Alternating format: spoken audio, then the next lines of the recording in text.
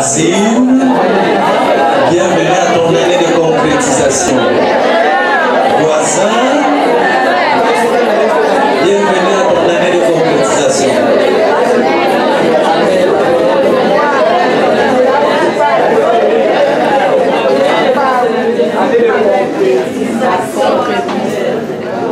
Amen. Amen. Année de concrétisation.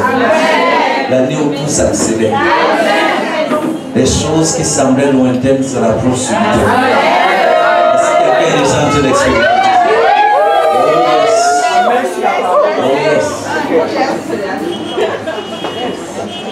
Comme nous avons promis la dernière fois, nous allons parler ce soir de 7 disciplines spirituelles.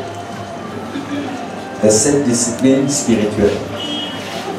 Je vous ai dit que quand nous aurons connu la révélation de la parole de Dieu, quand nous aurons appris et su tout ce que le Seigneur nous dit, tout ce que la parole de Dieu dit nous concernant, tout cela est vrai sur le plan spirituel. Mais notre foi doit amener cela à la manifestation sur le plan naturel.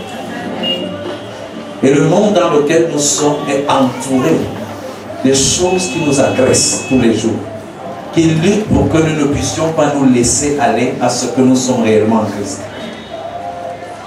Et lorsque le Seigneur Jésus lui-même a vécu sur la terre, il était aussi au milieu d'un environnement agressif, un environnement qui luttait contre l'accomplissement de ce pourquoi il était venu.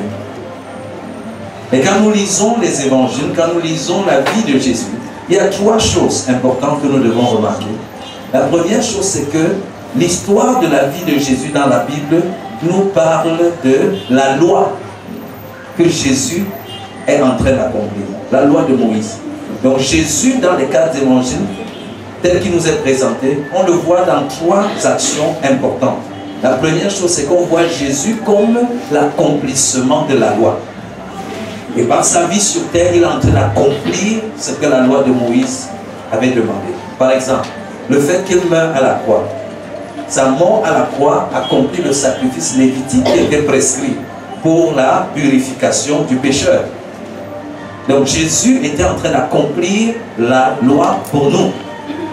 La deuxième action que Jésus mène dans les 4 évangiles pendant sa vie sur terre, c'est que Jésus est en train d'annoncer quelque chose qui va venir. Donc quand il parle soit de ce qui est déjà passé, de la loi qu'il est en train d'accomplir, soit des choses à venir qui vont se produire. Par exemple, lorsque Jésus parle, il dit que en ce temps-là, vous ne me demanderez plus rien. Il parle de quel temps? Il parle du temps où il sera déjà mort et ressuscité. En ce temps-là, vous ne me demanderez plus rien. Il dit, vous allez directement demander au Père. Il dit, et je ne vous dis pas que je vais prier le Père pour vous, parce que le Père lui-même vous aime. Quand je serai mort et ressuscité, et que j'aurai déjà réconcilié l'humanité avec Dieu, vous n'aurez plus besoin de me faire des requêtes. Nous ne prions pas Jésus, nous prions le Père au nom de Jésus. Nous ne faisons pas des requêtes à Jésus. Il dit donc, en ce temps-là, qu'elle serait déjà mort ressuscité. Étant vous, et en tant que vous, je serai moi-même assis avec vous dans les lieux célestes. Ce serait insensé de me prier, ce serait comme parler à vous-même. Puisque nous serons devenus une même souche. Amen. Celui qui s'unit au Christ devient un même esprit avec lui. Donc ça ne servira à rien de me prier puisque nous serons un. Mais vous pouvez prier au Père en mon nom. Vous pouvez parler au Père en mon nom. Non, nous ne prions pas Jésus, nous ne pas Seigneur Jésus, j'ai besoin de ci. Non, nous pouvons communier avec Jésus. Nous pouvons parler avec Jésus. Nous pouvons échanger avec Jésus sur ce que nous pensons, sur ce que nous ressentons, ainsi de suite. Mais quand il s'agit de faire des requêtes, nous prions le Père au nom de Jésus. Amen. Amen. Donc ça c'est très important. Donc Jésus est d'une part en train de parler des choses qu'il est en train d'accomplir. La loi qu'il est en train d'accomplir, ce qui devait être fait, il est en train de le faire pour nous et en tant que nous. D'autre part, il est en train de parler des choses à venir. Il est en train d'annoncer un royaume. Il dit que le royaume de Dieu est proche. Amen. Amen. Donc, il annonce quelque chose qui vient. Il annonce un temps où les choses seront d'une certaine façon. Il parle aussi de cela dans ses discours. Il dit le royaume de Dieu est proche. Et quand dans son dernier repas avec ses disciples, il leur donne le pain, il leur donne le vin, il leur dit quoi? Je ne boirai plus de ce vin jusqu'à ce que le royaume de Dieu soit venu. Amen. Et lorsqu'il est ressuscité et qu'il est entré dans la chambre où les disciples étaient, la porte fermée, la Bible dit qu'il a mangé, il a bu avec eux. C'est-à-dire que quand il est resté, le royaume était déjà venu. Mais pendant qu'il était sur terre, le royaume n'était pas encore venu. Il annonçait le royaume qui allait venir. Amen. La troisième chose dont il parle pendant qu'il est là, la troisième chose dont Jésus parle pendant qu'il est là sur terre, il parle justement de comment dire ça, de la vie des gens qui sont là. C'est-à-dire, il traite avec les Juifs, les pharisiens, ceux qui sont là, qui s'efforcent de vivre les principes qu'ils connaissent. Il leur donne des conseils, des instructions, ainsi de suite, sur la manière de fonctionner, tout en interpellant ces gens, en les amenant à se rendre compte que ce n'est pas par ce moyen-là qu'ils vont être sauvés. C'est pour cela qu'il dit que si ton œil droit t'entraîne dans le péché, arrache-le, tu jettes. Est-ce que vous avez vu quelqu'un dans la Bible faire ça? Même pas les apôtres. Est-ce que leurs yeux ne les avaient jamais entraînés dans le péché? Il est en train de montrer que si vous voulez donc appliquer la loi, si vous voulez dire que vous appliquez trop la loi, voici donc comment il faut faire. Essayez de faire preuve d'application, comme on nous dit aujourd'hui que dans certains pays musulmans, si un enfant vole, on coupe la main. S'il pose le pied là, il ne devait pas poser, on coupe le pied. Donc Jésus est en train de leur dire ça. Que si vous voulez donc appliquer vraiment la loi, lorsque tu te rends compte que ton œil droit t'entraîne dans le péché, arrache ça, tu jettes. Lorsque tu te rends compte que ta main t'a conduit au péché, coupe la main, tu jettes. Il est en train de leur montrer la prétention, l'inefficacité du salut, de chercher à se sauver par les œuvres. Il leur montre que c'est impossible. Donc Jésus parlait à la fois de ce que la loi prescrivait, qu'il lui il était venu accomplir, et il a accompli jusqu'au bout. Il parlait de ce qui allait venir quand il allait être mort et ressuscité, mais il parlait aussi de la vie de tous les jours. Dans un environnement comme celui-là, Jésus, je disais tantôt, était agressé par les mêmes choses. Tout essayait de le dévier de sa trajectoire. Pendant qu'il prêchait, pendant qu'il enseignait, certains voulaient venir le capturer pour faire de lui le roi des Juifs, pour l'établir roi. Il devait fuir. Hérode lui envoyait les menaces. Il disait, allez dire à ce renard que je vais encore prêcher aujourd'hui et demain, et ainsi de suite. Même les gens qui avaient besoin qu'il leur rende ministère l'étouffaient et parfois pouvaient l'empêcher d'être efficace dans son ministère. Il devait parfois fuir ces gens, se retirer, se cacher de sa piété.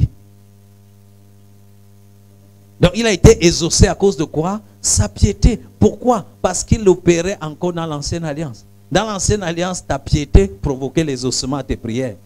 Il fallait que tu marches selon la loi de Dieu pour être exaucé. La Bible dit que quoi? Celui-ci, j'avais caché le péché dans mon cœur, Dieu ne m'aurait pas écouté.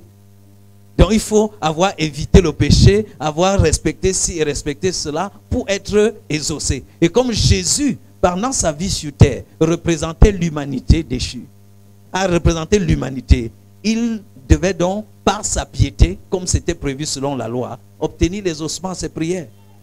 Donc c'est comme ça qu'il a prié pour être délivré. Il n'est pas ressuscité seulement parce qu'il était Jésus. Même son arrière-grand-père David avait prié pour lui.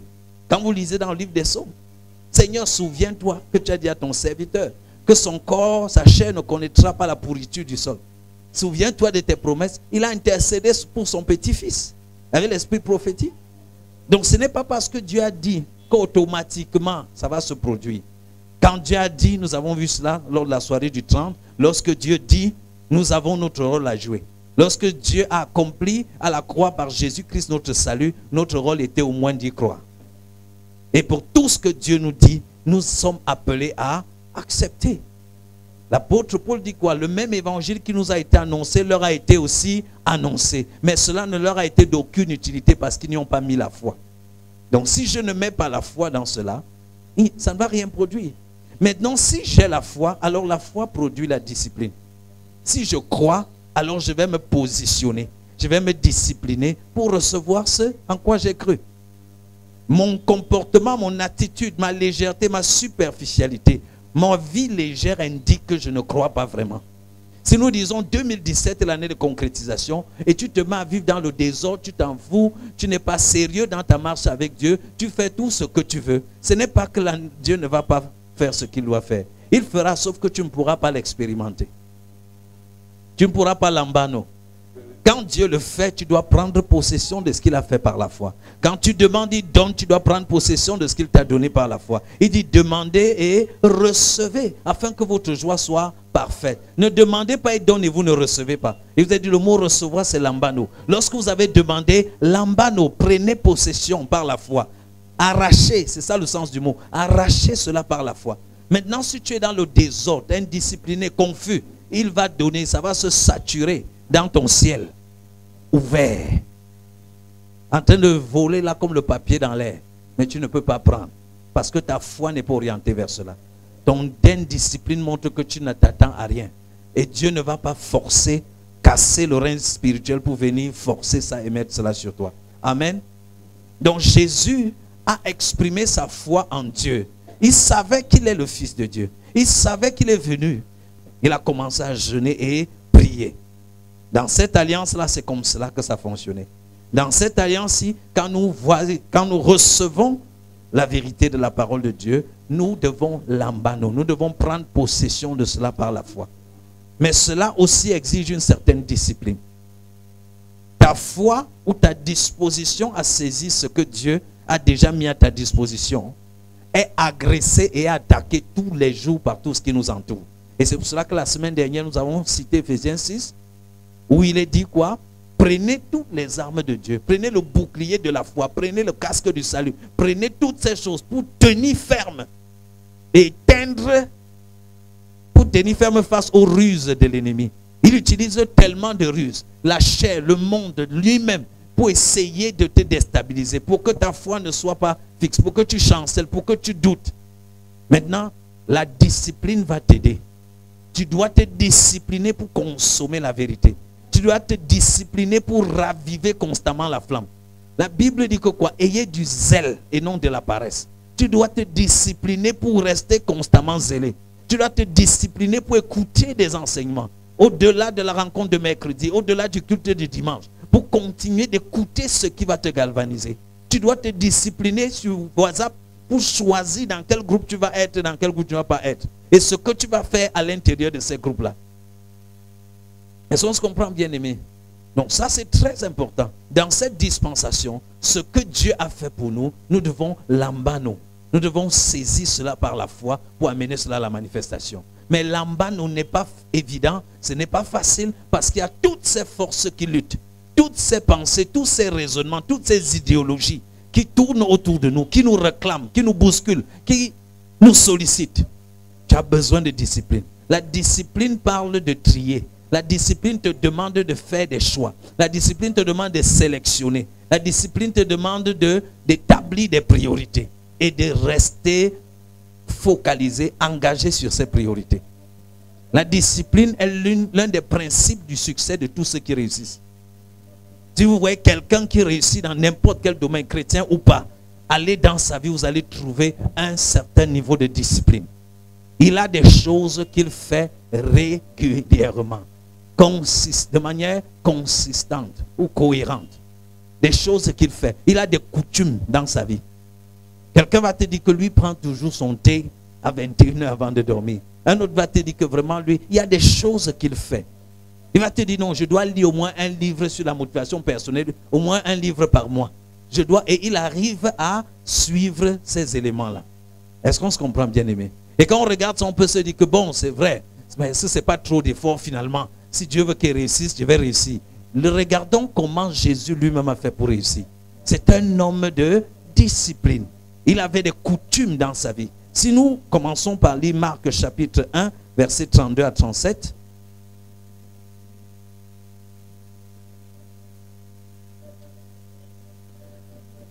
Donc Marc chapitre 1, verset 32 à 37. Là, il est écrit. Vous y êtes?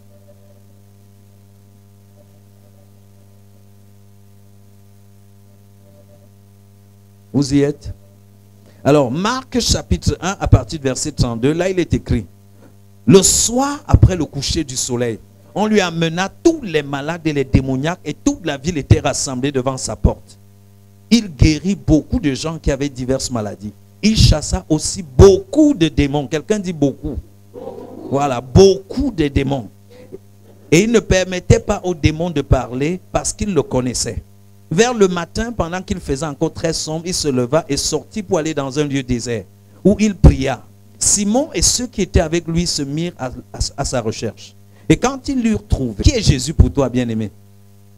Parle-moi de ton Jésus. Qui est-il? Seigneur, Sauveur, n'est-ce pas? Tu dis que tel dans ce... Voilà comment il est dans ce monde. Le soir, entre 17h30 et 18h, les malades et les démoniaques sont chez lui. Qu'est-ce que tu fais souvent à cette heure-là? Tu as l'académie le mercredi soir seulement à 7h. Est-ce qu'on se comprend, bien aimé? À 17h30, 18h30, on dit qu'on lui amena tous les malades. Il n'a pas dit qu'en temps normal, ma journée c'est 8h. Vraiment, il faut savoir vous organiser chez vous. Moi, je finis au travail à 15h30. À 15h30, je ferme les bureaux. Il n'y a pas ça dans l'emploi de temps de Jésus. Sa présence sur terre, c'est un champ de mission. Quand tu vas en mission, tu travailles pour finir ce que tu as fait rentrer. Parce que tu n'habites pas là-bas. Ce n'est pas ton bureau là-bas. Tu vas juste pour une mission. Alors tu travailles dur. Certains dorment même dehors quand ils vont en mission. Jésus est sur terre, il est en mission. Amen. Or, si tel il est, tel nous sommes aussi dans ce monde. Nous aussi, ici sur terre, nous sommes en mission. Nous ne pouvons pas nous permettre de dire que bon, je suis chrétien le matin jusqu'à 15h30. À partir de 16h, je suis seulement le mari de ma femme. Je suis seulement le père de mes enfants. Non, non et non. Mon père travaille toujours. Moi aussi, je continue de travailler. On ira se reposer au ciel. Amen. Donc Jésus, à cette heure, on lui a amené toutes ces personnes. Je voulais vous faire remarquer qu'à l'heure là, Jésus n'a renvoyé personne. Verset 33 nous dit, et toute la ville était rassemblée devant sa porte. Je ne sais pas si tes voisins seulement ont le courage de venir devant ta porte. Mais lui, c'était toute la ville. Parce qu'on peut t'avoir appelé chien méchant au quartier, je ne sais pas, mais ici on dit toute la ville. Jésus n'a pas dit qu'est-ce qu'il n'y a pas les bandits, est-ce que les gens ne vont pas casser ma maison? Est-ce que devant la porte de Jésus, toute la ville, imaginez toute la ville de Yaoundé devant la porte d'une personne. Je prie que ça devienne ton témoignage au nom de Jésus. Les malades et les démoniaques, on les amène devant ta maison. Chacun sait dans quel quartier avec qui on peut courir quand il y a les problèmes. J'espère que c'est toi qu'on connaît comme ça. J'espère que ce n'est pas plutôt que l'ange à s'éloigner le plus loin de toi. Il prie chaque jour, tu vas des camps. Qui fait que la commune prenne ton terrain là. Jésus est un centre d'attraction. Si tel il est, tel nous sommes aussi. Ainsi, nous sommes appelés à attirer. Parce que les gens voient en nous le sel qui va donner le goût à leur vie. La lumière qui va éclairer leur sentier. Amen. Donc, verset 34 dit, il guérit beaucoup de gens. Pas quelques gens, beaucoup de gens. Qui avaient diverses maladies. Et il chassa aussi beaucoup de démons. Il ne permettait pas aux démons de parler. Bref, il a chassé aussi beaucoup de démons. Amen. Non, ne pointez pas quand que pourquoi là-bas on prie seulement, on passe autant de temps à guérir les malades et à chasser les démons. Jésus faisait ça beaucoup. Beaucoup. Ça faisait partie de son cahier de charge. Et c'était une partie importante de son cahier de charge. C'est pour cela que quand Jean-Baptiste envoie lui demander, est-ce que tu es celui qui devait venir ou est-ce qu'on doit attendre un autre? Jésus dit, allez lui dire que les aveugles voient, les sourds entendent. Il ne commence pas par dire qu'allez lui dire que les frères se sanctifient et que l'évangélisation avance. Non, il dit, allez lui dire que les aveugles voient, les sourds entendent, les boiteux marchent et le royaume de Dieu est prêché. D'abord ces choses et ensuite le royaume de Dieu est prêché. En fait, il démontre le royaume de Dieu et ensuite il le prêche. Amen. Donc Jésus chassait beaucoup les démons et guérissait beaucoup de malades. C'est ce que tu dois faire, frère. Chasser les démons et guérir les malades, ce n'est pas quelque chose d'extraordinaire. C'est le quotidien normal. Quand tu n'as rien préparé, tu chasses au moins les démons, tu guéris les malades. Amen. Je vais entendre un amen plus sérieux. C'est en commençant par dire amen que tu vas être finalement résolu à faire ce que Jésus fait. Il est en toi. Le Jésus qui est en toi n'est pas handicapé. Le Jésus qui est en toi n'est pas paralysé. Le Jésus qui est en toi n'est pas à 30% de celui qui était là. C'est le même Jésus. Il est le même hier, aujourd'hui, éternellement. Il est enthousiaste. Il est excité de faire la même chose au travers de toi. Amen. Jésus veut manifester la même puissance, la même responsabilité au travers de toi. La Bible ne dit pas voici les signes qui accompagneront les apôtres, les prophètes et les hommes de Dieu. Il dit voici les signes qui accompagneront ceux qui auront cru. Est-ce que tu as cru? Est-ce qu'il y a quelqu'un ici qui a cru? Bon, pour ceux qui n'ont pas cru, on va les aider à croire tout à l'heure. Bon, est-ce qu'on se comprend? Voici les signes qui accompagneront ceux qui ont cru. En mon nom, ils chasseront les démons. Si tu as cru en son nom, tu peux le faire. C'est tout. Si tu as cru. Si tu as cru. La prochaine fois que tu m'appelles que vraiment j'ai quelqu'un là qui ne dort pas, il est perturbé. J'ai dit viens avec la personne. Quand tu viens, mais la personne dit que chasse. Tu dis à toi-même qu'il a mené, chasse. Et ne vous cachez pas. Parce qu'elle dit ça. Certains risquent d'aller et ne plus jamais. Allez, amenez-les. Et vous allez les chasser. Je serai là pour vous encourager. Amen. Oui. Donc le Seigneur veut le faire pleinement. Mais regardons le verset 35. Jésus a passé toute la soirée. Parce qu'il a commencé à 17h30. Vous croyez qu'il a fini à quelle heure? Si tu es marié comme ça, tu vas faire comment? Il commence à 17h30. Une croisade. 17h30, 18h. On comprend pourquoi parfois la nuit il se retrouvait seul. Même les piroguiers étaient rentrés avec le pirogue. Il était obligé de marcher sur l'eau pour rentrer. Parce qu'il finissait souvent tard.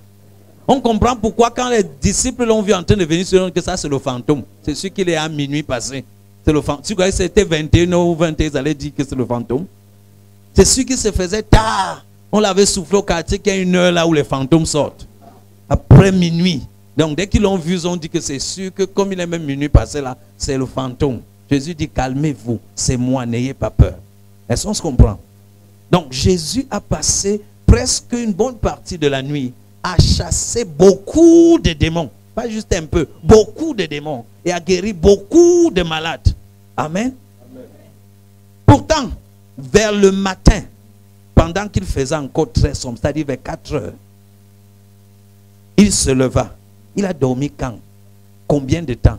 Est-ce que vous voyez la discipline se dessiner dans cette affaire? Il a fini tout ce qu'il avait à faire là. Il a dormi quand? Combien de temps? Pour que dès le matin vers 4 heures, il se leva et sortit pour aller dans un lieu désert où il pria. On ne dit pas qu'il se leva et il commença dans la chambre. Et puis tous les enfants se réveillent. Après, ils partent somnoler à l'école. Non. Non. Jésus s'est discipliné. Il a compris que pour que je puisse être concentré, que je puisse prier efficacement, sans être perturbé et sans perturber, il faut que j'aille quelque part. Il est sorti. Tu dois sortir, frère. Tu dois accepter de quitter là où tu es. Tu dois accepter de quitter du milieu des gens où tu es. Tu dois accepter de te séparer et d'aller dans un lieu comment? Désert. Désert veut dire il n'y a rien pour te distraire. Il n'y a rien pour te déconcentrer. Tu regardes en haut, c'est le ciel. Tu regardes en bas, c'est le sable. Quand tu vois un mouvement, c'est les serpents et les scorpions. Bon, mais c'est ceux qui connaissent le coin du désert où ces choses-là ne passent pas. C'est difficile de fermer les yeux et de prier en imaginant qu'il y a les serpents et les scorpions qui circulent. Donc, disons que le désert là doit être désert. Rien pour te distraire, rien pour te déconcentrer. Tu es là face à face avec Dieu, nez à nez avec Dieu. Père, je suis là pour toi. Je suis là pour toi. Je ne suis pas pressé aujourd'hui. Je ne cours après rien. Je n'ai pas peur de rater un message au WhatsApp. J'ai éteint le téléphone. En fait, j'ai même supprimé le reste de connexion qui existait. J'ai sacrifié ça pour être sûr que même quand je serais tenté, je ne pourrais pas me connecter. Je suis là pour toi. Pour m'attendre à toi. J'ai besoin de directives. J'ai besoin de sentir ta présence. J'ai besoin d'être encouragé. J'ai besoin d'être rafraîchi. J'ai besoin d'un planning pour cette journée. J'ai besoin que tu m'instruises, Seigneur. J'ai besoin que tu me diriges. Jésus s'est levé tôt le matin pendant qu'il faisait encore sombre et il allait dans un lieu désert. Ce n'est pas la discipline, ça, frère. Après avoir chassé les démons et guéri les malades. Son sommeil était réglé d'une certaine façon. Amen. Pour se réveiller, à l'heure, il ne faut pas. Je me demande s'il a mangé avant de dormir. Peut-être qu'il était même couché devant la porte. Peut-être c'est même là qu'il a dormi. C'est ce que me suggère le verset qui suit. Parce que peut-être en ouvrant la porte, il pouvait réveiller quelqu'un. Il a préféré dormir dehors. Pour que personne ne le retienne. Est-ce qu'on se comprend, bien aimé? Dans le verset 35, il dit, vers le matin, pendant qu'il faisait encore très sombre, il se leva et sortit pour aller dans un lieu désert où il pria. Il allait dans ce lieu désert et il a prié. Amen. Il a prié. Ensuite, verset 36. Simon et ceux qui étaient avec lui se mirent à sa recherche. Oh, les compagnons charnels. Bon, ils se mettent à chercher Jésus. Ceci veut dire que Jésus est sorti et personne ne sait où il est parti. Tout le monde se demande où il est. On ne sait pas ce qui s'est passé. Qu'est-ce qui s'est passé? L'enlèvement a eu lieu, c'est comment? Comme on a dormi et le matin, il n'est plus là. Et ils se sont mis à le chercher. Amen. Je prie que quand on va te chercher, qu'on te trouve à un bon endroit. Je prie que quand on te cherche, on te trouve à un bon endroit. Pas un endroit où tu vas avoir les yeux qui tournent, où la honte va te finir. Et quand on te cherche, enfant de Dieu, qu'on te trouve à un bon endroit. En train de faire une bonne chose. Amen. Donc ils se sont mis à le chercher. Verset 37. Et quand ils l'eurent trouvé, ils lui dirent, tous te cherchent. Je prie que tous te cherchent. Tous te cherchent. Les grands, les petits, les vieux, tous les gens de la ville. Ouais. Tous te cherchent. Verset 38. Jésus a donné une réponse. Il leur répondit, allons ailleurs. Ce n'est pas parce que tous te cherchent que tu vas les suivre. Hein? Le popularisme. Je suis populaire, on me cherche. Oui, qui me veut? Voilà, je suis là. Qui d'autre me cherche? Voilà, je suis là. Voilà une grande foule qui cherche Jésus. Tu allais dire que waouh, la moisson est extraordinaire ici. Je vais faire même encore une semaine dans ce quartier. Jésus dit, allons ailleurs. Ça, c'est la discipline. Quand tu ne te laisses pas diriger par les opportunités, ce n'est pas parce qu'il y a l'opportunité que tu changes directement ton programme et tu suis le programme de l'opportunité. Que non, vraiment, la réunion qu'on avait là, j'étais vraiment déjà en route. Mais j'ai croisé quelqu'un qui voulait recevoir Christ. Et tu es resté là-bas, conduis la personne à Christ. Tu as fait une bonne action, mais au mauvais moment.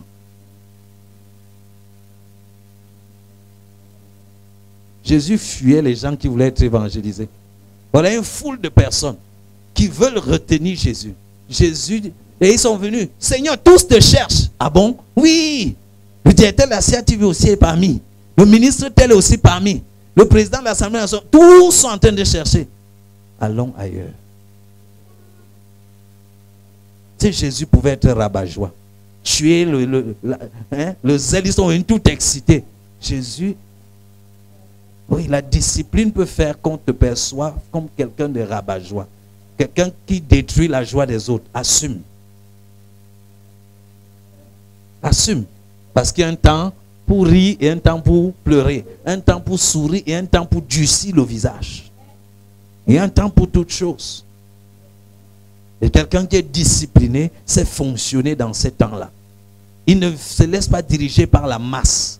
Il ne se laisse pas diriger par la démocratie. Comme tout le monde pense comme ça, c'est sûrement ça qui est correct. Non, il ose être la seule personne qui pense différemment. Parce qu'il est dirigé par autre chose que la majorité. Amen. Donc Jésus dit, allons à... Et il leur donne la raison. Allons ailleurs, où? Dans les bourgades voisines, afin que j'y prêche aussi. Les autres aussi doivent recevoir le message. Je ne dois pas rester ici jusqu'à finir avec vous tous. J'ai déjà semé ici. C'est bon comme ça. Je quitte aussi. Mais regardez la fin de la phrase. Car c'est pour cela que je suis sorti. Jésus avait un programme. Quand il sortait de chez lui le matin, il avait un programme. Il sortait pour quelque chose. Est-ce que quand tu sors le matin, tu sors pour quelque chose? Est-ce que tu as un programme pour ta journée? Est-ce que tu as prévu des choses? Jésus a planifié sa journée et il refuse d'être distrait de sa planification. Il refuse d'être déconcentré de sa planification. Je sais que dans notre contexte, quelqu'un se lève le matin, il baille. Il va aller voir tel. Et il débarque chez toi. Ce n'était pas prévu. Je me souviens quand notre dernier enfant était né, quelqu'un est venu à l'improviste comme ça. Débarqué à la maison, boum, il voulait voir l'enfant. Or, l'enfant avait pleuré toute la nuit. Et l'enfant venait juste de dormir enfin. Et on se disait, on va se reposer un peu. La personne dit, je veux voir l'enfant. On montre quand même l'enfant dans le, je crois, berceau, il voit l'enfant, il veut porter, on dit non, tu ne peux pas porter. Et la personne est partie. Après, c'était devenu les problèmes. Je suis allé là-bas, vraiment, l'enfant a refusé. Je ne suis pas le genre qui peut porter l'enfant. Et ainsi de suite. J'accepte, j'assume. Quand l'enfant a commencé à pleurer, tu vas t'occuper de... Tu vas déposer et partir, non? L'enfant qui n'a pas dormi toute la nuit, nous, on n'a pas dormi toute la nuit. Et toi, enfin, il dort, tu veux le réveiller. Tu n'es pas sérieux? Il fallait nous dire que tu viens, on a été dit que viens dans 2 heures de temps. Quand il se serait réveillé. On est obligé, dans cette génération-ci, d'être organisé, de planifier notre temps. Il y a tellement de choses à faire, tellement de pression à tous les niveaux. On ne peut pas improviser du matin jusqu'au soir. Tel qui est venu voir l'enfant a improvisé. Tu gères son improvisation. Tel autre qui a eu telle chose arrive. À peine tu finis avec celui-ci, l'autre débarque. Non, je passais juste, j'ai dit qu'il ne peut pas passer sans quand même te dire bonjour. Ok, bonjour. Mais ça tombe bien, j'avais même une question. On est en train de faire quoi là? Et si la personne s'énerve, tu vas dire qu'il n'est pas doux et calme d'esprit. Que la parole de Dieu dit, tu vas commencer même à l'exhorter. Est-ce que c'est l'heure de l'exhortation? Est-ce qu'on se comprend? Jésus dit que allons ailleurs, dans les bourgades voisines, afin que j'y prêche aussi, car c'est pour cela que je suis sorti. Je suis convaincu que l'Afrique ne souffre pas à cause des Européens. Je pense que les Africains et les Camerounais, en particulier, nous souffrons de paresse, de désordre, de manque de planification. Nous n'avons aucun objectif. Tu te lèves le matin comme ça vient. Voilà. Tu sors comme tu sors.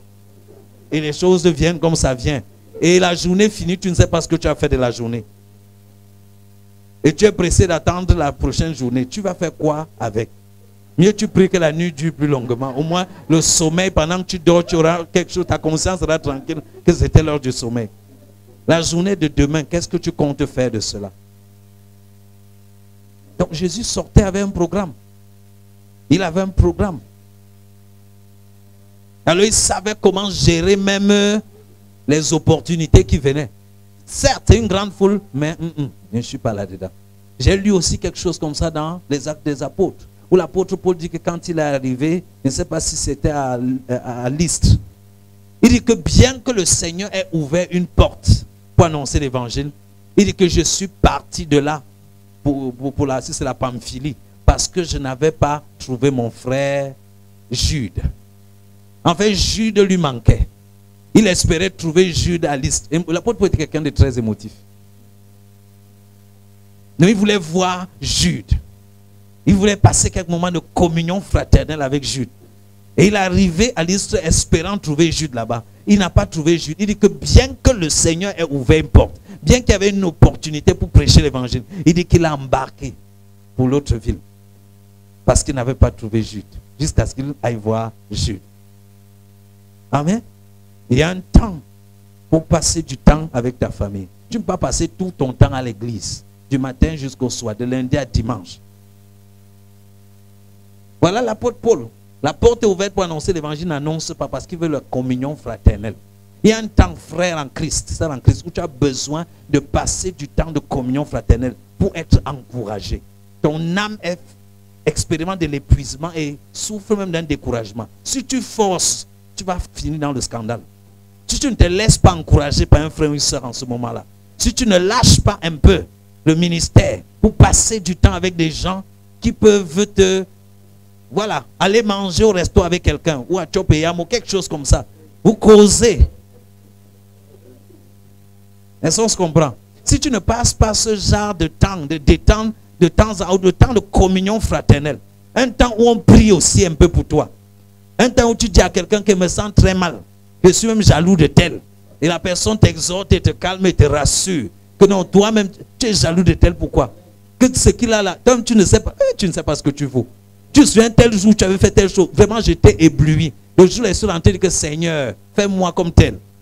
Je suis étonné que tu sois, tu vois, ça te remonte. Tu dis que non, ici dehors, ça veut dire que je ne suis pas comme zéro. Voilà. Tu es encouragé, tu es fortifié. Ça, c'est très important. Il y a un temps pour toutes choses. Jésus fuit la foule pour aller prêcher à une autre foule. Qu'est-ce que cette autre foule a de mieux que cette foule-ci? Et non, il suit un planning. D'où est venu ce planning, cette directive? Probablement pendant qu'il priait vers 4 heures du matin. Parce qu'on dit qu'il pria. Il entre en communion avec le Père. Frère, il n'y a aucune loi biblique qui dit qu'il faut prier le matin. Mais il y a un avantage à prendre un temps de prière le matin. Le Saint-Esprit va canaliser tes pensées. Le Saint-Esprit va t'orienter sur ta journée. Généralement, quand je me mets à prier en ce moment-là, c'est là où mon bloc-notes s'est posé là. J'ai commencé à écrire des choses. Je tic, j'écris, je tic, j'écris, je tic. Et quand tu sors, tu as un emploi de temps. Tu es orienté sur ce qu'il faut faire. Mais quand tu ne pries pas, tu te lèves avec le morceau du cauchemar que tu as, le morceau du songe de telle chose. Telle chose, les enfants qui parlent déjà là-bas, ainsi de suite, tu es perdu. Beaucoup disent que j'avais rêvé, mais je me suis levé, je ne me souvenais plus du rêve. Tu t'es levé dans le bruit. Quand au moment où tu sortais du sommeil, c'était déjà saturé. Ta tête était déjà saturée de 1001 choses.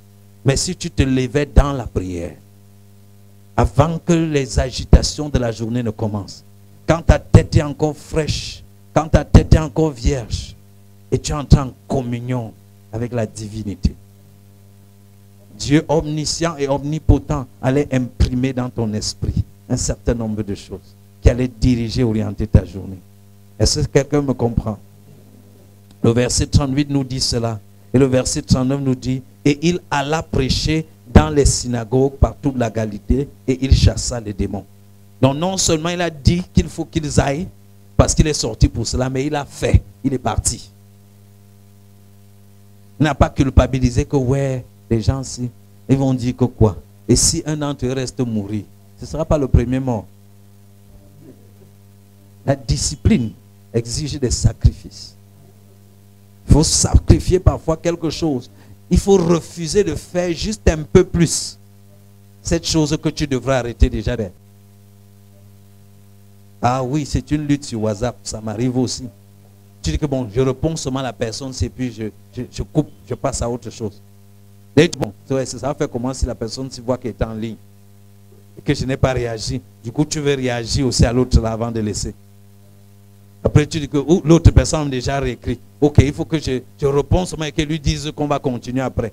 Pendant que tu réponds et la personne envoie, elle écrit plus rapidement que toi et te voilà acculé et tu viens de faire 45 minutes de plus alors que tu venais prendre, tu voulais arrêter.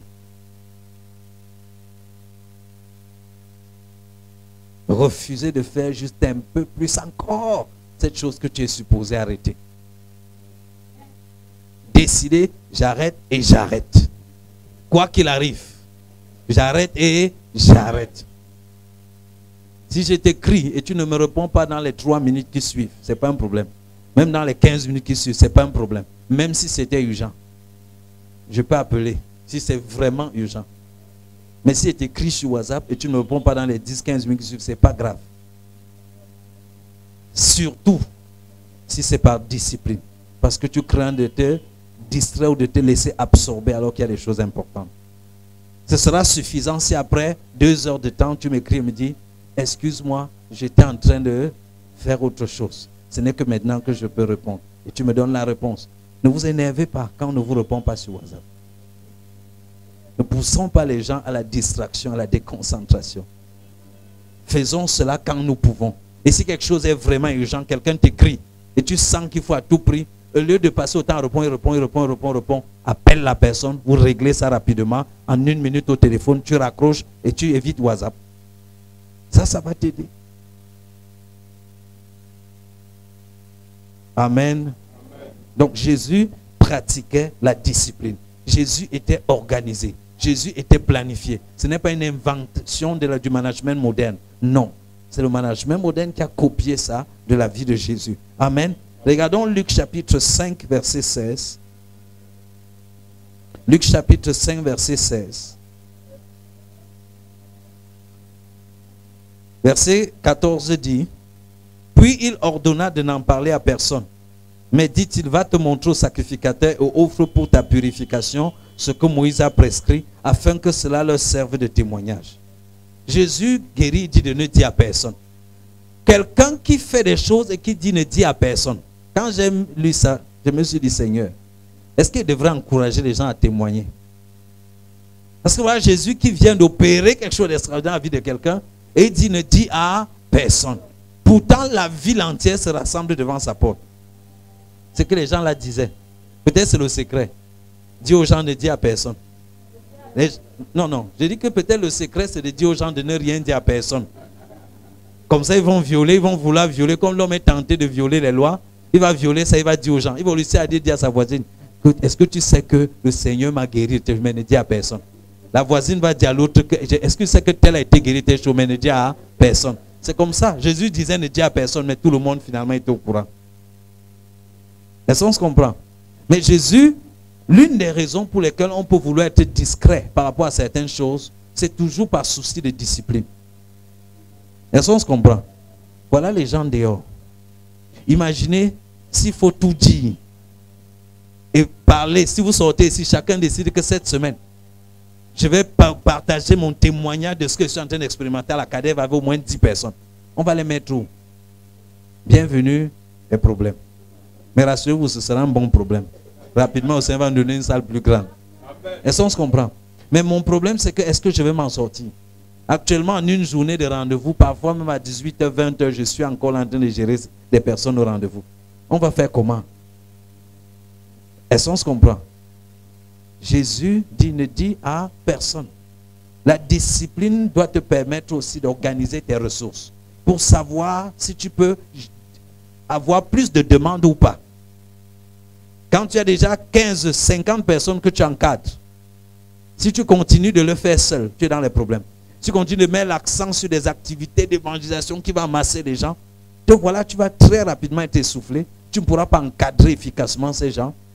Et ils ne stressent. Mais si à partir de tu comprends que là, il faut qu'ils aient moins des activités de mobilisation. Leader au milieu de ceux qui sont là, que j'aime aller bâtir, et qu'on fasse moins de publicité à l'extérieur, tu peux préparer un ministère efficace qui va mettre long. Jésus a fait cela, il a préparé 12 personnes qui ont bouleversé le monde jusqu'à aujourd'hui. Donc, celui qui est discipliné, c'est analyser ses capacités, c'est analyser ses ressources avant de prendre des nouvelles actions, des initiatives pour savoir s'il a ce qu'il faut.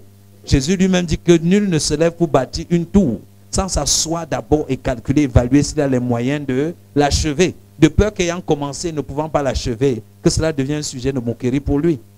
Il dit que aucun roi ne peut se lever pour aller combattre notre royaume sans faire d'abord la revue de ses troupes et voir si le nombre de soldats qu'il a est à mesure de vaincre les soldats du roi ennemi. Il dit quand il se rend compte que ça ne suffit pas, il va faire un arrangement là, amiable.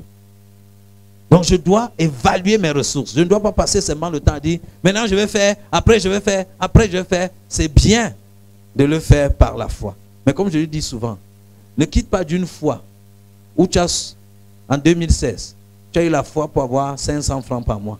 Subitement en 2017, tu dis que tu vas avoir la foi pour 5 millions. Tu risques de finir frustré. Même la foi se développe progressivement. Ce qui est sur ton muscle. Tu comprends? Il y a un temps où tu pourras donner un coup de poing à ce muscle, le muscle se casse. Et ce sera le même muscle qui est dans ton bras. Tu n'auras pas changé de muscle. Est-ce qu'on se comprend? Mais il y a un ensemble d'exercices qu'il va falloir faire et ce muscle va se développer jusqu'à pouvoir casser le mur. Si pour l'instant, quand tu donnes le coup sur ce mur, ça creuse un petit trou de 10 mm, si c'est ce qui se passe en 2016, si tu dis que 2017, mon année de 2 cm de profondeur de coup de poing, là c'est raisonnable. Mais si tu dis que si c'est mon année de renverser l'immeuble avec un coup de poing, ça devient problématique. tu accroches ton sac trop haut. Tu risques de ne pas pouvoir le... Donc Jésus, il faut évaluer les ressources. Il faut évaluer ce qu'on a avant de... En planifiant. Donc la foi n'est pas un saut aveugle dans le vide. Est-ce qu'on se comprend? Hello? Est-ce que ça ressemble à la discipline? La discipline fait ce travail-là. Amen. Donc nous avons regardé Luc chapitre 5, n'est-ce pas? Verset 16, verset 14. Et il ordonna de n'en parler à personne. Verset 15. Sa renommée se répandait de plus en plus. Comment quelqu'un dit de ne parler à personne et sa renommée est cependant en train de se répandre de plus en plus? Quelqu'un a dit on ne peut pas cacher la lumière du soleil. Si tu es obligé de forcer les gens et de faire trop de publicité pour te faire connaître, tu es suspect. Ceux qui travaillent avec le Seigneur lui-même les recommande et rend témoignage au travers des œuvres qu'il accomplit. Mais si tu es obligé de faire des efforts et de te battre pour te faire connaître toi, c'est qu'il y a un point d'interrogation quelque part. Tu es suspect. Et donc c'est ce qui est dit là. Sa renommée se répandait de plus en plus et les gens venaient en foule pour l'entendre et pour être guéris de leur maladie. Ils venaient l'entendre et être guéris de leur maladie. Et regardez le verset 16. Et lui, il se retirait dans le désert et priait. Sa renommée se répandait. Les gens venaient pour suivre le trop beau pour être vrai et être guéris de leur maladie. Lui fuyait les gens là et se retirait plutôt au désert et il priait. Il n'était pas venu faire le spectacle, il était venu mourir. Il avait un but ultime. Il avait une idée maîtresse, un objectif qui guidait son quotidien. Le fait de guérir les malades et de prêcher, ce n'était pas ça son but ultime. Il le faisait pour annoncer le royaume, pour que les gens puissent goûter au royaume dont il est en train de parler. Mais son but, c'était d'aller jusqu'à la croix et de ressusciter. Et chaque jour, il me semble bien, il s'arrêtait pour prier encore pour ce but-là.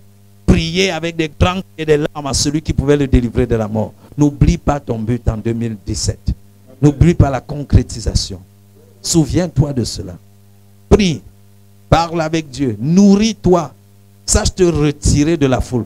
Sache te retirer de ci et de ça. Pour passer du temps avec le Seigneur. Pour étudier des livres qui vont t'équiper de plus en plus dans ce domaine-là. Fais des choses. Retire. Ne sois pas dans la foule, dans le désordre. Très peu. Je ne sais même pas s'il y a quelqu'un qui a déjà réussi dans la foule. Quand tu vis dans la foule, tu es monsieur tout le monde. Tu es comme n'importe qui. Tu ne peux pas faire quelque chose qui sort du lot en vivant dans le lot. Est-ce qu'on se comprend? Yes. C'est le révérend Kumuyi qui disait, to be outstanding, you must be ready to stand out. C'est-à-dire pour prévaloir au milieu des autres, tu dois être capable de te retirer du milieu des autres. Si tu n'as pas la capacité de te retirer du milieu de la foule, tu ne pourras pas prévaloir au milieu de la foule. Et ça, c'est important. Et Jésus passait, voilà l'un des principes de vie de Jésus. Il savait se retirer. Il ne vivait pas par les opportunités. Donc quand tu appelles Jésus, tu dis que bonjour Seigneur. Oui, il t'appelait parce que vraiment j'ai 5 membres de ma famille là qui souffrent. Je voulais les amener vers toi. Comme ça, tu pries pour eux et tu profites, même ils reçoivent le trop beau pour être vrai. Et tu as l'impression que tu es en train de faire une faveur à Jésus. Tu es en train de l'aider. Il dit pardon, laisse-moi tranquille. Et il se retire. Amen. Nous ne vivons pas un christianisme qui est motivé par les émotions. Ah, la personne s'y souffre trop. Tu prends au téléphone à 2 h du matin. Homme de Dieu, vraiment. La personne s'y souffre trop. C'est la première personne à souffrir. Tu veux que je te donne le nom de quelqu'un qui souffre plus que ça? Non. Soyons dirigés par Dieu et non par les situations et les circonstances. Soyons dirigés par l'Esprit de Dieu. Jésus est né. Il a grandi et ça a 30 ans qu'il a commencé son ministère. Vous savez combien de personnes sont mortes pendant les 30 années là? Il était là mais il ne faisait rien. L'Esprit de Dieu était dans sa vie et tout. Il ne faisait rien. Ta planification est très importante. Ne laisse pas n'importe quoi venir balancer ton emploi de temps à tort et à travers au nom de il faut à tout prix guérir, il faut à tout prix sauver, il faut à tout prix faire ceci. Non. Dieu n'est pas en état d'urgence, frère. Amen. Dieu ne fonctionne pas avec l'état d'urgence. Organise ton temps. Le Seigneur n'attend pas de toi que tu fasses tout. Il n'y a personne que Dieu a appelé à tout faire. Donc son appel, c'est tout faire. Non. Dieu attend que tu fasses juste ce qui te revient. Amen. Parfois, ta propre vie spirituelle est en train de souffrir. Au lieu d'investir le temps pour te bâtir, te retirer, étudier la parole de Dieu et croître, tu es en train de courir partout pour chercher ceux qui ont les problèmes pour les amener. Pour qu'on prie pour eux. Tu es en train de chercher tel, il faut venir, tel autre, ainsi de suite. Prends un peu de temps, bâtis-toi. En te bâtissant, tu auras un meilleur impact. Au lieu de tirer la personne pour venir, tu vas résoudre son problème. Je ne dis pas de ne pas évangéliser, je ne dis pas de ne pas encourager les gens à suivre la parole de Dieu, mais je dis la priorité. Fais cela, mais investis, fais encore plus, ce qui va te permettre toi de croître. Imaginez si chacun d'entre nous ici pouvait guérir ses malades et délivrer ses possédés. Ce serait extraordinaire. On ferait des récoltes extraordinaires. Si tu n'étais pas obligé de traîner la personne, même si la chaise roulante, tu vas seulement aller à la CADEF. Et on croit que tu viens sur l'enseignement alors que tu espères qu'après, on va toucher quand même son pied, et ainsi de suite. Mais si tu avais assimilé le module 0, tu l'aurais débarrassé de cette chaise roulante. Et vous serez venu toujours à CADEF, sauf qu'il sera en train de marcher avec ses deux pieds pour suivre la parole de Dieu. Voici les signes qui accompagnent ceux qui auront cru. Si tu es de ceux qui ont cru, ces signes sont là. Ça t'accompagne, sauf que tu ne les laisses jamais se manifester. Jésus était discipliné. Lui se retirait plutôt au désert et priait. Soyons de ceux qui savent se retirer de la foule, se retirer des opportunités, se retirer, c'est pour prier, se retirer des conversations pour prier, couper court certaines choses pour prier, manger un peu moins pour prier, arrêter la télé pour prier. Si le temps d'arrêter, parfois je regardais un film. Quand c'est très intéressant, c'est très captivant pour moi. Et je regardais. Et je voulais prier. Et j'ai pris la télécommande. J'ai voulu zapper, je me dis, bon, je vois juste la dernière action ici. Et je me suis rendu compte que j'ai encore fait 5 minutes. Et appuyer semble être difficile. Parce que c'est un truc, tu dis, non, vraiment, j'ai même raté la partie, c'est la dernière. Il faut que je voie ça. Vous savez ce que j'ai commencé à faire? J'avais la télécommande en main, la télé allumée, j'ai commencé à prier. Quand j'ai commencé à prier, dans les 45 secondes, 1 minute, le désir de regarder la télé était parti. J'ai arrêté la télé. Donc je ne suis pas obligé de d'abord arrêter la télé et enfin prier. Si la télé ne veut pas s'arrêter, j'ai mon aide. Oh, tu n'as pas compris. Il y a ton aide à l'intérieur de toi qui va t'aider. Donc quand j'arrête la télé, ça n'arrête pas. Ma main ne veut pas arrêter. Ça veut dire que mes pensées ne sont pas spirituellement activées. Je vous parle de moi, afin que vous n'ayez pas de moi une idée plus haute que ce que je suis. Que vous sachiez que je suis comme vous, afin que vous croyez que vous pouvez être comme moi. Amen. Donc quand ta main ne veut pas exécuter là, ton âme est déjà influencée.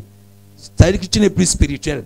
Ton âme n'est plus soumise au Saint-Esprit à l'heure là. Tu sens que c'est déjà glissé de l'autre côté. Au moins tu peux prier.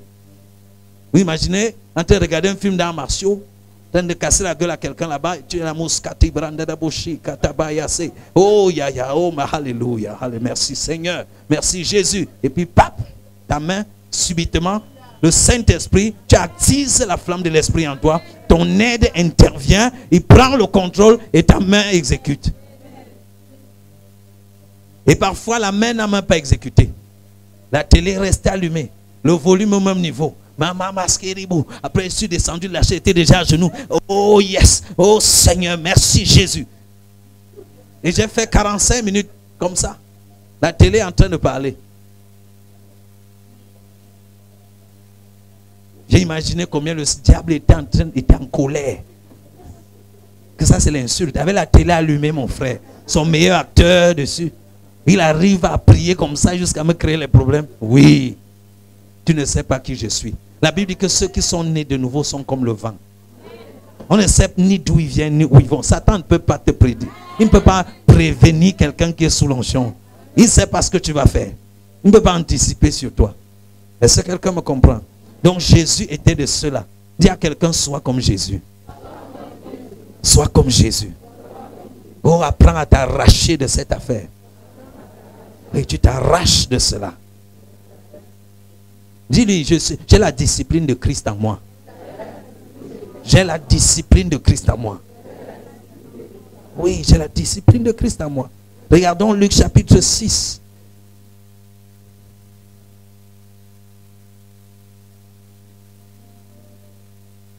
Luc chapitre 6.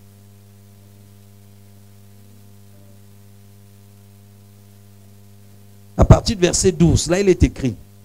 En ce temps-là, Jésus s'est rendu sur la montagne pour prier. Et il passa toute la nuit à prier. Waouh! Là on parle que de Jésus, on ne parle pas des nuits de prière. On voit comment il se réveille tôt le matin avant que la nuit, avant que le jour ne se lève, pour prier dans un lieu désert seul. On vient de voir tout à l'heure comment la foule s'amasse pour dire que oh, nous sommes là, on aime Jésus, parle-nous de Jésus. Jésus, lui, se retire de cette foule. Il va au désert pour prier. Maintenant, ici, on est en train de nous dire que en ce temps-là, Jésus s'est rendu sur la montagne pour prier. Et il passa toute la nuit à prier. Donc, Jésus allait souvent à la montagne prier. Et il passait toute la nuit à prier. Toute la nuit. On ne dit pas qu'il pria en partie et puis s'endormir. Non. Il passa toute la nuit à prier. Il y a quelqu'un toute la nuit. Et il faut qu'en 2017, tu apprennes à passer toute la nuit à prier. Toute la nuit. Je dis toute la nuit. Je ne parle pas d'une nuit de prière avec 100 personnes. Ou quand tu dors, personne ne constate. Seul à seul avec Jésus.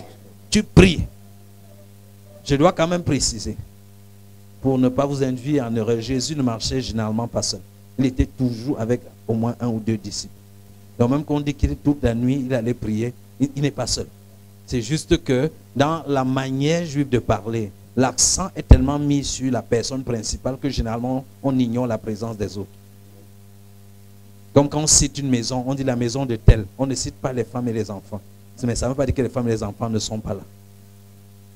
Donc quand on parle de Jésus, on ne va pas dire que ok, Jésus avec tel et avec tel et avec tel. Sauf quand c'est nécessaire. Alors on va attirer l'attention sur ces personnes-là. Sur qui étaient ces personnes. Tout à l'heure on a dit André et Simon. Voilà, là on comprend que c'était Pierre et son frère, le même. Il est toujours chaud, chercher Jésus, ainsi de suite. Mais généralement on cite la personne principale. Et donc là on dit Jésus est allé sur la montagne pour prier et il passa toute la nuit à prier. Quand je parle de ça, il sent une flamme dans mon cœur. Je sens le désir d'aller sur une montagne. Passer toute la nuit à prier. Prier, prier. Toute la nuit. Et la bonne prière. Pas envoyer le feu sur les arbres. Et sur non, non, non. Prier. Prier. Décharger des fardeaux. Faites ce que la Bible dit. Ne vous inquiétez de rien. Mais en toute chose, faites connaître vos désirs à Dieu par des prières, des supplications, avec des actions de grâce. Et la paix de Dieu qui surpasse toute intelligence gardera vos cœurs et vos pensées en Jésus-Christ. Faites ce que 1 Pierre 5,7 dit. C'est quoi? Déchargez-vous sur lui de tous vos soucis, car lui-même, il prend soin de vous. Tout ça se fait dans la prière. Priez pour moi afin qu'il me soit donné lorsque j'ouvre la bouche d'annoncer la parole de Dieu comme il se doit. Il dit que je souffre les douleurs de l'enfantement jusqu'à ce que Christ soit formé en vous. On a des sujets de prière. Regardez tous ces jeunes académiciens. Ils ont besoin de croître et de mûrir dans la connaissance de Christ. Ils ont besoin d'être remplis de la compréhension de la volonté de Dieu. Pour qu'ils sachent en tout temps et en toutes choses ce qui est bon, agréable et parfait. Qu'ils discernent ce que Dieu veut pour eux à tout moment. La Bible, le Seigneur dit qu'il veut que nous comprenions tous la hauteur, la profondeur, la longueur, la largeur de son amour pour nous. Que nous puissions comprendre avec tous les saints l'infinie grandeur de sa puissance qu'il a déployée envers nous qui croyons. Cette même puissance qui a resté jusqu'à les morts. Il y a des choses pour lesquelles on doit prier. Prier pour ta famille. Prier pour ton entreprise. Prier pour le pays. Prier, il y a tellement de choses. Et Jésus s'est retiré. Et il allait sur la montagne. On sait déjà qu'il allait au désert. Maintenant, on sait qu'il allait sur la montagne pour prier. Mais il passa toute la nuit à prier. Verset 13 dit, quand le jour parut, il appela ses disciples. Amen. Quand le jour parut, il appela ses disciples. Et il en choisit 12, auxquels il donna le nom d'apôtres. Oui, ça c'est une retraite spirituelle que Jésus a faite. dans le but de prendre une décision importante. Choisir qui sont les apôtres de la foule des personnes. Pour choisir des leaders, Jésus a passé la nuit à prier. Qu'est-ce que tu fais souvent quand tu veux prendre des décisions? 1, 2, 3, 4, 5, 6. Ok, ça veut dire que c'est la décision aussi. Qu'est-ce que tu fais quand tu veux prendre des décisions? Tu dois en espérant, tu vas avoir un rêve. Et dans le rêve, là, tu vois ce que tu désirais déjà voir. Et tu conclus que c'est Dieu qui a parlé. Donc, il y a des décisions sérieuses. Jésus bâtit son ministère et il sait qu'il va décharger ce ministère, confier cela à des personnes. Si tu es chef d'entreprise, ne choisis pas tes emplois n'importe comment. Ne nomme pas les gens n'importe comment. Passe la nuit à prier. Passe la nuit à prier. Le Seigneur va te guider. Il va ouvrir tes yeux. Le matin, tu vas choisir tout le monde, même Judas.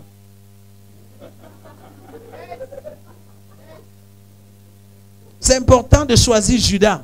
Si tu ne choisis pas Judas, tu ne vas pas accomplir ce pourquoi tu as été créé. C'est grâce à Judas que Jésus a accompli son ministère. Hein? C'est le but de sa vie. Tu as besoin d'un Judas qui va t'envoyer à la croix. Or, si tu ne pars pas à la croix, tu ne seras pas mort. Et si tu ne meurs pas, tu ne seras pas enseveli. Et si tu n'es pas enseveli, tu ne pourras pas ressusciter. Et si tu ne ressuscites pas, tu ne seras pas assis en Christ dans les lieux célestes. Il faut des gens dans ta vie qui vont te tuer.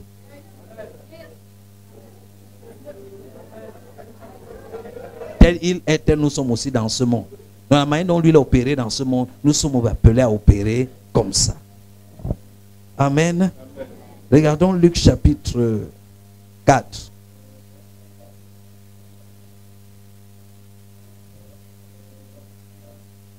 Verset 1.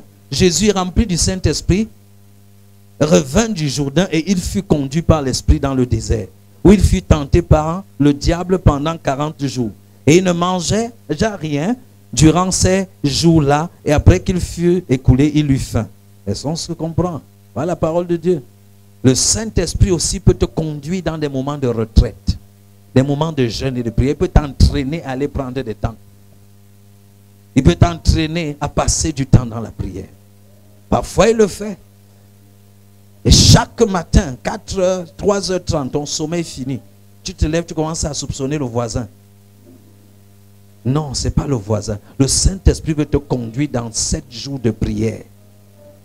À partir de 3h30.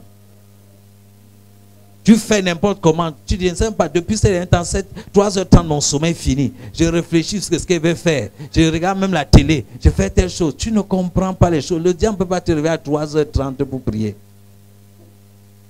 Quand tu regardes la télé, à 7h, à 5h30, tu seras trop fatigué. Tu vas te coucher et tu vas arriver au travail en retard.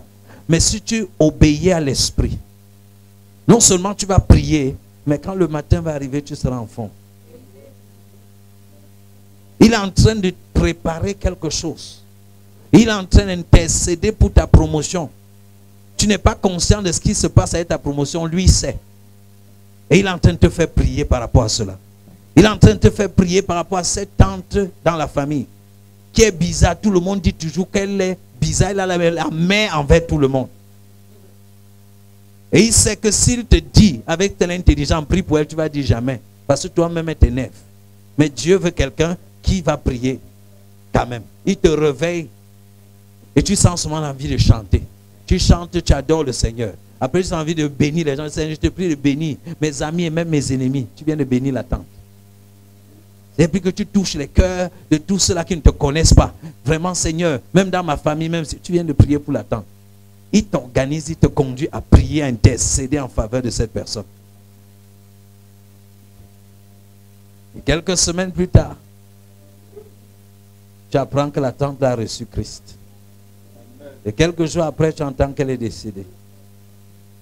Tu veux pleurer, petit Seigneur, heureusement qu'elle a cru. Mais Dieu t'a utilisé pour cela. Le Saint-Esprit veut travailler comme ça. Donc, nous voyons ici le Saint-Esprit qui conduit Jésus au désert. Les autres versets que nous avons lus, nous n'avons pas lu que Jésus, poussé par l'Esprit, se leva tôt le matin avant que le jour ne se lève. Est-ce qu'on se comprend? Non, on n'a pas lu que Jésus, poussé par l'Esprit, décida de passer toute une nuit. Là-bas, c'était la discipline. La discipline, tu décides de t'imposer une manière de fonctionner dans le but d'exercer ton être spirituel aux choses de Dieu. Alors qu'ici, ce n'est pas la discipline. C'est le Saint-Esprit qui pousse à faire. Est-ce qu'on se comprend? Donc il y a des choses que le Saint-Esprit va simplement te pousser à faire. Mais tu dois avoir dans ta vie une discipline. Un sportif s'entraîne. Je sais que par exemple, Maître Messi s'entraîne tous les jours. 5h30, 7h le matin et 16h, 20h le soir. Ça, c'est la discipline. Est-ce qu'on se comprend? Ça, c'est la discipline. Maintenant, il y a des jours où je lui dis que bon, je viens au club. Je veux que tu m'aides à travailler telle chose. Là, ce n'est plus une question de discipline. Il m'obéit et il vient. Et il m'aide à faire les abdos. Et ça lui prend 2 heures de temps. Il ne peut pas m'aider sans faire quand même quelques exercices.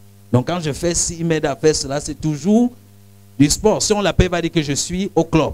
En train de faire au club, on va considérer qu'il fait du sport. Mais il le fait sous ma direction en ce moment-là. Je l'ai appelé de manière ponctuelle, de manière de faire quelque chose de précis. Mais en temps normal, il suit sa discipline. Et son corps se fortifie. Et il n'a pas de combat. Là. Mais il est en train de le faire pour le jour du combat. Et le jour du combat, il est prêt. Donc il faut s'exercer. S'exercer. On ne nourrit pas la poule le jour du marché. Le jour où tu commences à sentir mal, tu dis que voilà, maintenant je vais prier. Mais si tu n'as pas exercé ton esprit, tu vas vouloir le faire, ton esprit ne va pas bien réagir. Est-ce qu'on se comprend? Une fois, je m'étais fait peser et j'avais 6 kilos de plus que ce qui devrait être normal. On m'a dit qu'il fallait perdre cela. J'étais tellement en colère que le lendemain, j'ai mis la tenue de sport. Et je suis allé au stade, j'ai fait d'abord 3 tours. Le dernier tour, je me suis souvenu qu'elle faisait encore le sprint au lycée, personne ne me tapait. J'ai fait le tour. Quand je me suis arrêté, j'ai l'impression que tous mes intestins allaient sortir. Je respirais, je toussais, ça calait. J'ai eu peur que j'allais mourir. Je sentais comme si... C'est comme si mon cœur, comme si on avait attrapé dans la main, on appuyait. J'attrape le bord du truc, je fais comme ça. Je suis rentré le jour-là, j'ai fait encore près d'1 mois et demi. Sans même essayer, j'avais peur que la même chose allait recommencer. Vous voyez? C'est parce que on a découvert qu'il faut perdre 6 kilos, tu te lèves, aïe, ça même, ça ne fait rien perdre. Pour preuve, le jour-là, quand je suis rentré, j'avais tellement faim. Avant d'arriver à la maison, j'avais acheté 2 grosses boîtes de yaourt que j'ai d'abord bu. J'arrive aux omelettes, saucissons, tout ça. Je sentais comme s'il me fallait, j'étais... Quand ça c'est choquant, quand après ça, la semaine d'après, tu te pèses, tu vois 8 kilos de plus. Donc on n'improvise pas dans la vie spirituelle. Les exercices, la discipline spirituelle travaille ton esprit. L'exerce aux choses de Dieu. Pour qu'au jour de l'épreuve, tu sois prêt. La Bible dit que regardez, allez vers la fourmi et apprenez. Il n'y a pas de chef, il n'y a rien. Mais les fourmis amassent leur nourriture au jour de l'abondance. Et lors de la disette, les fourmis ne sont pas éprouvées. C'est ce que l'Ecclésiaste dit, va vers la fourmi et apprends. Donc la discipline spirituelle, c'est pour travailler ton esprit. Ton esprit doit se développer. Tes muscles spirituels doivent répondre correctement en tout temps. Imaginez un athlète physique pour gagner une coupe physique. 5h30, tu fais le sport jusqu'à 7h. 16h jusqu'à 20h. Aujourd'hui, il travaille dans ce club. Demain, il part travailler tel autre maître là-bas. Demain, il part travailler l'autre maître là-bas. Aujourd'hui, il travaille cardio. Demain, musculation. Demain, résistance. Demain, telle chose. Tous ces exercices, l'apôtre Paul dit plusieurs cours dans le stade. Mais un seul remporte le prix. Il dit courez de manière à remporter le prix. Il dit que les athlètes s'imposent toutes sortes d'abstinences pour gagner une couronne corruptible. Il dit, vous faites-le pour gagner la couronne incorruptible de la vocation céleste. Et une couronne pour ceux qui auront vécu et fait des choses extraordinaires pour le ciel. Amen. Luc 4, 14. Après l'avoir tenté de toutes ses manières, le diable s'éloigna de lui jusqu'à un moment favorable. Bon, passons. Verset 14. Jésus, revêtu de la puissance de l'Esprit, retourna en Galilée et sa renommée s'est répandue dans tout le pays d'alentour. Il enseignait dans les synagogues et il était glorifié par tous. Voilà le résultat du fait que le Saint-Esprit l'a conduit et il a obéi. Il est sorti rempli de la puissance du Saint-Esprit. Les disciplines spirituelles t'exercent et t'exercent. Et à un moment, le Saint-Esprit te donne une instruction. Et il donne le couronnement à toutes ces disciplines. Et Jésus donc rempli de la puissance.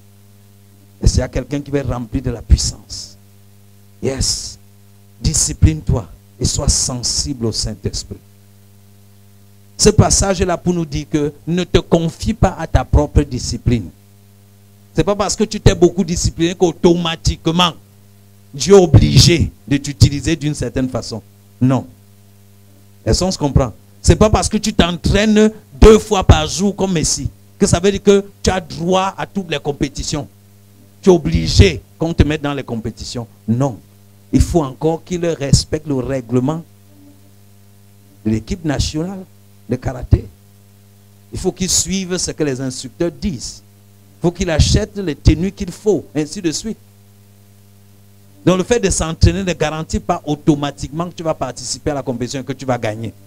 L'apôtre Paul dit que personne qui court ne peut avoir part à la couronne s'il ne court pas selon les règles. Il ne s'agit pas seulement de courir et d'être habile à la course. Il faut suivre les règles. Il faut suivre les instructions données. Si on dit à vos marques, avant qu'on ne dise prêt, tu as déjà détalé. Tu es disqualifié. Si au moment où on dit pâté, tu continues de t'échauffer. Pâté, tu es là, tu sautilles. Les autres vont prendre 1 kilomètre d'avance sur toi. Donc il y a des instructions à suivre. Il y a des panneaux qui indiquent la piste de la course. Tu dois suivre ces indications. Si tu arrives quelque part, tu fends l'air dans le champ, tu coupes le raccourci. Tu peux sortir sur la route loin là-bas devant. Et tu sors, tu souris, ainsi de suite. Tu seras surpris à la fin, personne ne va te récompenser. Donc ce n'est pas parce qu'on s'est entraîné qu'on n'a pas à suivre le Saint-Esprit. Le Saint-Esprit, c'est l'instructeur qui te donne des instructions sur le chemin, qui te guide, qui fait ceci, qui fait cela. Donc Jésus, malgré ses exercices, savait quand le Saint-Esprit lui disait « fais telle chose » et il faisait. Et voici l'une des instances où il a fait ces choses et il a été rempli de la puissance du Saint-Esprit. Quand il est sorti, sa renommée se répandait. Et il était glorifié de tout ça, c'est-à-dire qu'il était apprécié, exalté. Tout le monde parlait de lui. Amen. Ça, c'est très important. Nous pourrons continuer dans le livre de Jean, de Marc 11, 12, dans Jean 11, dans Luc 10, 38, 42. Nous allons continuer d'étudier la vie de retraite et de discipline spirituelle de Jésus. Amen. Il y en a. Je vous donne ça comme exercice. Marc chapitre 11, verset 12, il faut noter. Marc chapitre 11, verset 12. Jean chapitre 11. Luc chapitre 10, verset 38 à 42.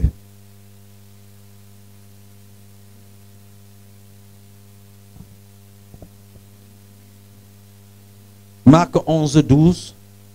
Jean chapitre 11. Luc 10, verset 38 à 42. Lisez ces passages et imprégnez-vous davantage de la discipline de prière et de retraite spirituelle de Jésus. 2017, je vous ai dit que la concrétisation va avec la consécration. Voilà. Ça va avec la consécration. Et ça produit l'accélération. La consécration produit l'accélération. Celui qui s'entraîne devient plus rapide.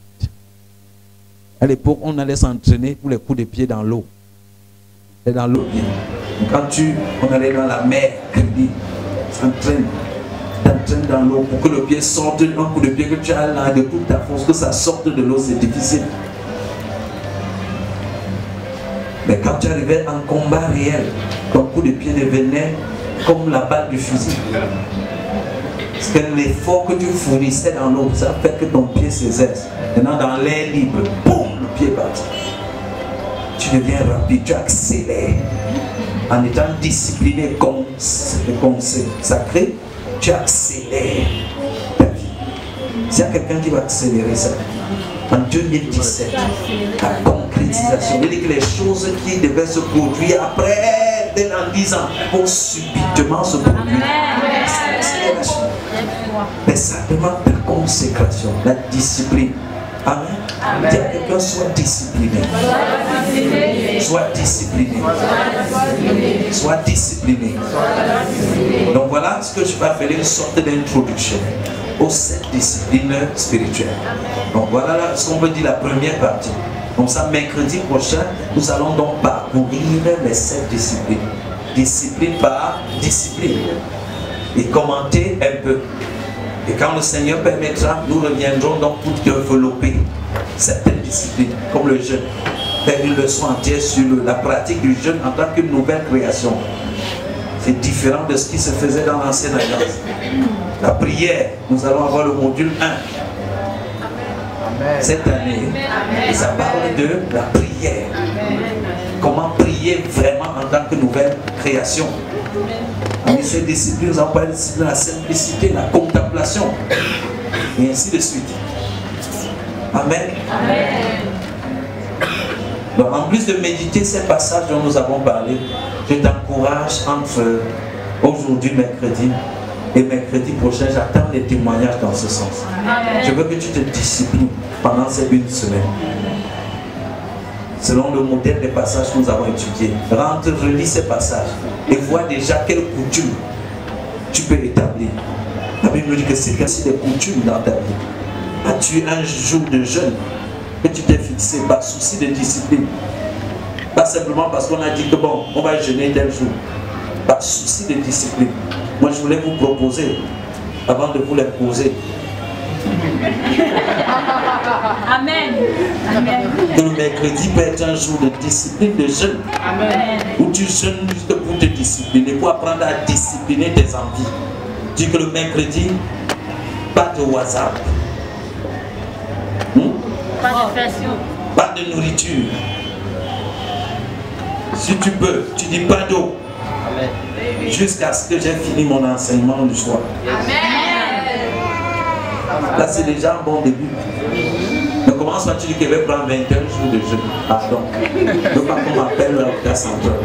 Je viens répondre de terrain ici. Donc, commence comme ça. Mercredi, matin, tu pries. Avant même qu'on enseigne sur la pratique du jeûne, exerce-toi juste à contrôler tes envies. Les choses que tu as sur là, tu ne fais pas. Tu exerces ton être à la discipline. Amen. Amen. Là, c'est très important.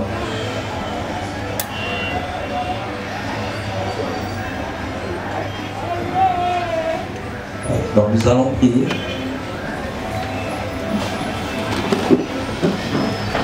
Je vais passer une information importante de l'équipe de prière. Quand vous avez un sujet de prière, ne gardez pas vos sujets de prière. Écrivez ça sur un papier. Et aussitôt que vous arrivez ici, déposez ce sujet de prière au niveau du modérateur. Ou donnez au protocole pour qu'il donne le sujet de prière au modérateur. Ça va permettre que l'équipe de prière puisse effectivement partager vos fardeaux de prière avec vous. Il y a une équipe de prière qui prie pour vous. Vous devez le savoir. Amen. Amen. Deuxièmement, pour certains sujets, comme celui-ci que je vais dire, comme vous avez souvent vu faire ici, nous pouvons prier tous ensemble. Il y a de la puissance dans la prière collective. Si 2 d'entre vous s'accordent pour demander quelque chose, il dit je le ferai un soir. Voilà. Donc ça c'est très important. L'autre chose, c'est que nous avons dit qu'à la CADEF, nous ne calons pas un temps pour les offrandes. Mais ça ne veut pas dire que les offrandes ne sont pas nécessaires. Quand on force les chrétiens pour donner, ils se fâchent. Mais ils donnent quand même. Quand on leur dit de donner selon que leur cœur, ils ne donnent pas. Et ça dit qu'ils n'ont rien dans leur cœur.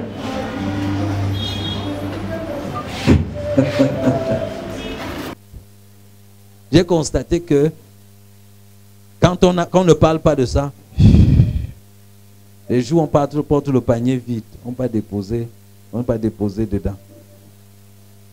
La grâce de Dieu est venue nous rendre responsables. C'est aux enfants qu'on fixe des lois. Mais en Christ, nous avons mûri. Nous sommes devenus des adultes par rapport à la loi. Et on n'a donc plus besoin qu'on nous impose des lois pour faire ci ou pour faire ça. Étant nous-mêmes adultes et responsables, nous agissons librement. Est-ce qu'on se comprend? Donc, il ne faudrait pas qu'on se sente obligé de revenir dans la loi. Que bon, à partir de maintenant, il y aura 15 minutes d'offrande. Là, tu te lèves, même si tu n'avais pas résolu de donner, tu te lèves. Voici mon don au Seigneur. Tu dois être tout moi à 50 ans. Adorer, ainsi de suite. Non, tu te moques de qui? Donc, il faut que ça émane du cœur. Librement, mais abondamment. Voilà. La discipline spirituelle. La discipline spirituelle. Je prie vraiment, bien-aimé, que tu prennes cette leçon très, très au sérieux. Le mois de janvier, c'est notre mois de préparation. C'est-à-dire que c'est comme si on prend la boma pour la concrétisation. C'est pour cela que ces leçons sont là, pour te donner des outils, pour que tu puisses faire une bonne préparation. Parce que qu'en février, là, déjà à partir du 30, avec le module, c'est qu'on va dire préparer. Les gens vont commencer à cueillir leur concrétisation, cueillir en désordre, en désordre. Ne dis pas que pourquoi Dieu est comme ça. Prépare-toi, prépare ton panier, prépare ton sac, prépare. La parole de Dieu dit que il y a plusieurs vases dans une grande maison. Des vases de terre, des vases d'argent, des vases en or. Et il a vu que certains sont utilisés pour l'usage vil, d'autres pour des usages honorables. Il dit tout vase qui se sanctifie devient un vase d'honneur, utile pour des grandes occasions. Donc ce n'est pas Dieu qui détermine le genre de vase que tu vas être, c'est toi-même qui détermine le genre de vase que tu vas être. Dieu utilise, se manifeste puissamment au travers des vases sanctifiés. Donc il dit que quiconque se sanctifie devient un vase d'honneur, utile pour les grandes occasions. Donc ton mois de janvier, c'est ce mois de préparation. La sanctification, la disposition, la consécration nécessaire pour la concrétisation qui vient. Amen. Donc prenez ça très au sérieux. Passez du temps. Retirez-vous promptement de la télé, WhatsApp, des foules, des divers et ainsi de suite. Et bâtissez-vous dans le secret. Faites ces exercices pour mercredi prochain. Amen.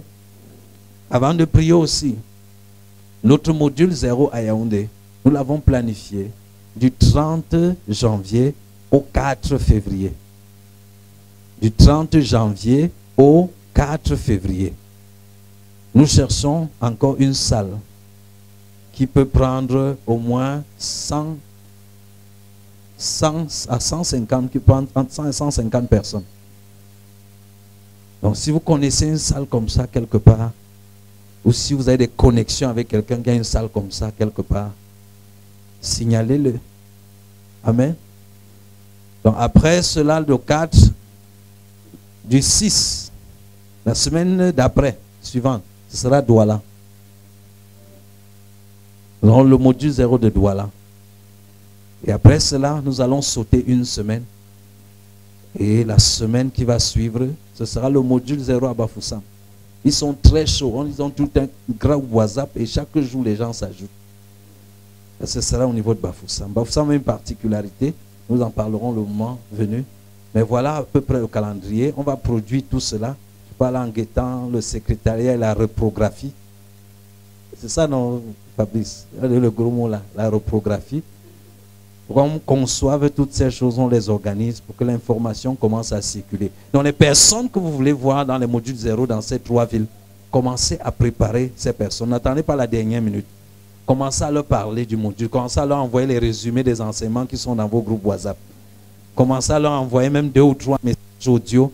Donnez-leur l'adresse de la page YouTube et même de la page Facebook pour qu'ils s'imprègnent déjà de ce qui est là. Partagez votre propre témoignage et le témoignage des autres. Amen. Prions le Seigneur. Père éternel, ton nom est merveilleux. Merci pour ta parole ce soir. Merci pour ton œuvre dans nos vies. Enseigne-nous l'art de la discipline. Enseigne-nous l'art de la discipline spirituelle. Contrains-nous, ô Seigneur, à faire ta volonté, à faire comme toi. Nous voulons te ressembler, nous voulons manifester ta vie. Et nous envoyons le secret au travers des pages de l'évangile. Donne-nous, ô Dieu, de nous approprier réellement de ces disciplines. Donne-nous de nous mettre, si on se sent seul, ta parole dit 2 valent mieux qu'un. Que nous nous mettions à 2 ou à 3 ou à 5 pour nous exercer à cette discipline. Je prie, Seigneur, que tu bénisses ton peuple, que tu accordes à chacun la grâce, le soutien, la révélation, le rafraîchissement nécessaire pendant qu'ils mettent en pratique ta parole. Merci, Seigneur, de bénir chacun d'entre nous. Merci de bénir tous ceux qui nous regardent, même au travers de la chaîne YouTube. Merci de répandre dans leur vie la même atmosphère, la même onction dont nous jouissons ici pendant ces messages. Et que ta volonté dans leur vie explose par toutes sortes de bonnes œuvres au nom puissant de Jésus-Christ. Père, nous voulons te prier pour le fils de ta fille, Daniel, son fils, Soumani Wilfrid Junior, qui souffre de sinusite, en accord avec les saints réunis. Nous commandons à la sinusite de sécher et de disparaître totalement de son système. Nous proclamons la vie Zoé dans chaque goutte de son sang, dans chaque fibre de son corps, au nom puissant de Jésus-Christ. Merci Seigneur Jésus pour l'accomplissement de ta parole dans sa vie. Au nom puissant de Jésus-Christ. Amen. Amen. Amen. Amen. Et pour la... Dans le même sens, notre sœur Danielle Boumdja de l'équipe de Louange Adoration a accouché d'un garçon. Cet après-midi, ce matin je crois. Ah ok, gloire à Dieu. Donc nous bénissons le Seigneur pour le bébé à Kadef. J'ai aussi eu le SMS d'une sœur de Dame à Douala. En une période comme celle-ci l'année dernière, m'avait invité à lui rendre visite.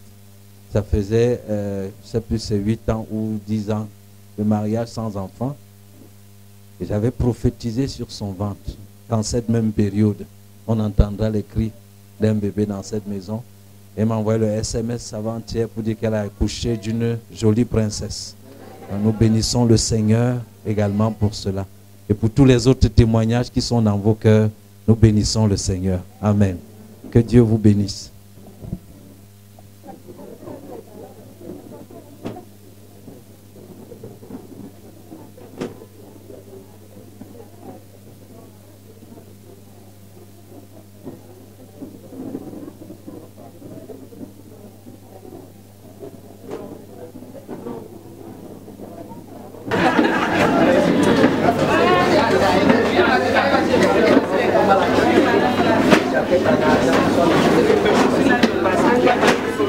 Alléluia, amen. Tout le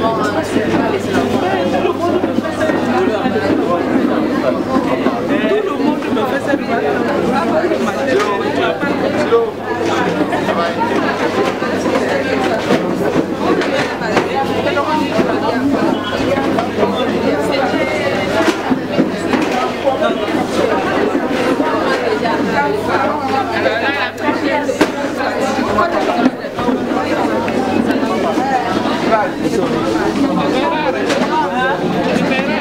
J'allais venir chez moi faire les photos. Non, ça va. Parce que finalement, j'ai vu tout envoyer. Je ne peux même pas travailler aujourd'hui. J'étais que dehors, mais c'est demain.